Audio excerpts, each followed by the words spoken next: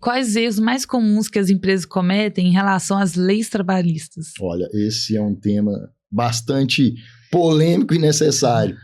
A gente sabe que, às vezes, a corporação tem ali suas dificuldades próprias, mas o que eu posso dizer de forma geral em termos de dificuldade é que, por vezes, os gestores, até mesmo os donos, né, os proprietários da empresa, eles confiam muito no informal, na confiança na relação empresa-empregado.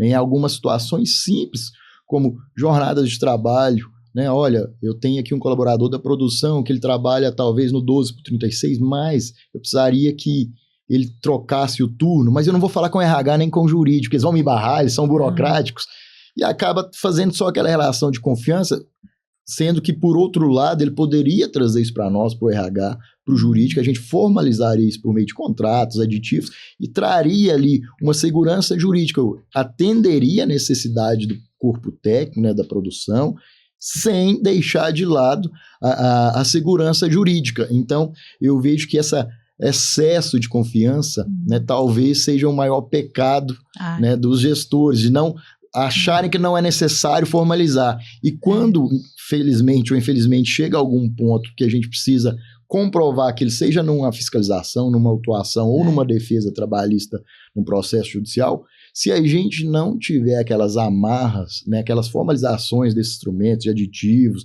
de alterações de escalas, de funções, a gente se perde na defesa e às vezes sofre condenações por ter confiado demais ou por não ter formalizado. Então, eu vejo que o grande pecado, deslize aí, é não se preocupar com as formalizações.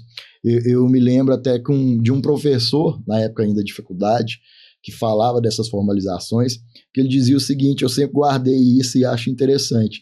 Ele falava que, independente da área, se é trabalhista, se é um contrato, enfim, o negócio que você for fazer, que você olhar para o outro lado da mesa com quem você está fechando o negócio e você achar, não, olha, a Fernanda é uma pessoa que eu conheço, é de boa índole, não precisa fazer contrato. Não, aí ainda assim você faz o contrato para formalizar, para ter uma segurança jurídica. E quando você olhar para o outro lado da mesa com desconfiança, olha, isso aqui eu preciso me segurar, formalizar, aí você não faz o negócio. Eu aprendi isso com ele.